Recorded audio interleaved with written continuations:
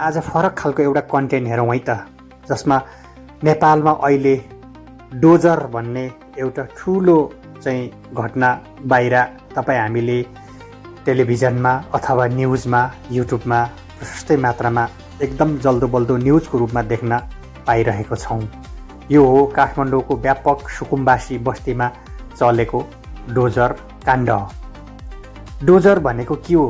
तपाईँ हाम्रो मनभित्र एक किसिमको त्रास अथवा एक किसिमको चाहिँ शङ्का अथवा एक किसिमको मनमा प्रश्न उठ्न थाल्छ। डोजर के को लागि बनाइयो, डोजरले के काम गर्छ भनेर तपाईँ हामीलाई प्रश्न उठ्नु स्वाभाविक नै हो। अहिले एकदमै जल्दोबल्दो र ठुलो समाचारको रूपमा यस्ता घटनाहरू आउने गरेको छ। काठमाडौँमा विशेष गरी सुकुम्बासी बस्तीहरूमा यो डोजर चलिरहेको छ र कारण के भन्दा सरकारले हुँदैन भन्दै पनि त्यस्ता ठाउँहरूमा सुकुम्बासीको नाम लिएर धेरै हुकुमबासीहरूले त्यहाँ ठाउँहरू कब्जा गरेर ठुल्ठुलो घरहरू बनाउने लगायत अनावश्यक बस्तीहरू निर्धारण गरेर बसेको हुनाले सरकारले यसलाई मापदण्डको रूपमा ल्याउनुपर्छ र वास्तविक सुकुम्बासीहरूलाई पहिचान गरी तिनीहरूलाई राम्रो ठाउँमा व्यवस्थित गर्ने उद्देश्यले र खोला नाला यस्ता आफ्ना प्राकृतिक सम्पदाहरूलाई स्वतन्त्र रूपमा फेरि ल्याउनको लागि यसरी अनियन्त्रित बस्तीहरूको लागि यसलाई नियन्त्रणको लागि चाहिँ सरकारले डोजर चाहिँ चलाएको छ। र यो डोजर भनेको यस्तो डेन्जर चिज हो, कन्स्ट्रक्सन फिल्डमा नहुने अत्यन्तै प्रभावकारी इक्विपमेन्ट हो। वास्तवमा सुकुम्बासीको लागि बनाइएको यो इक्विपमेन्ट भने होइन।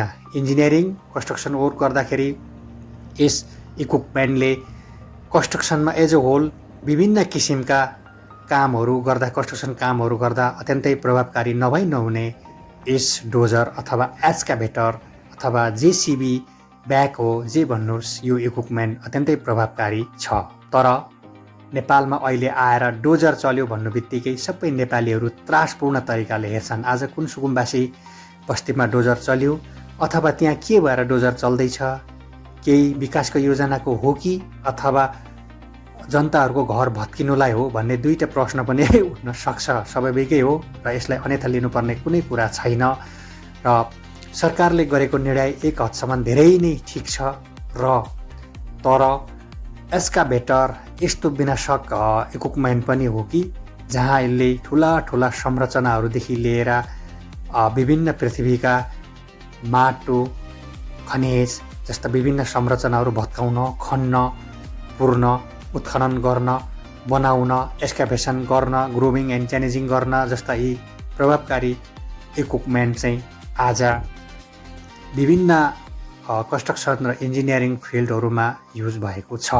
प्रिय दर्शकबिन, मैले यो भिडियो देखाउनको कारण अहिले डोजर भन्न बित्तिकै यस्तो आतङ्कित भइसकेको छन् कि नेपाली जनताहरू र कुनै पनि अवैध तरिकाले अथवा कुनै पनि मापदण्डमा केही चिजहरू बाटोको मापदण्ड, खोलाको मापदण्डहरू अथवा कुनै पनि सरकारी ठाउँहरूमा यसरी संरचनाहरू बनाइयो भने डोजर आतङ्क भनेर अथवा सरकारले यसलाई डोजर चलाउन सक्छ। त्यसैले सावधान हुनुहोस्, तपाईँहरू पनि विचार पुर्याएर यस्ता संरचनाहरू बनाउनुहोस् र सरकारले संरक्षित गरेको आफ्नो सरकारी जग्गाहरूमा पनि यसरी कुनै संरचनाहरू नबनाउनुहोस्, मापदण्ड रहनुहोस् र सभ्य नागरिक बन्नुहोस्।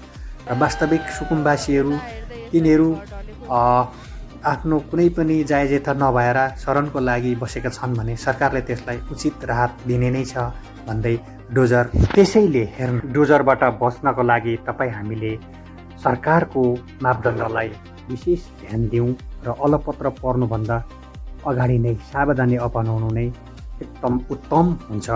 त्यसैले डोजरको आतङ्कबाट तपाईँ पनि बचौँ र यो राष्ट्रलाई पनि बचाउँ।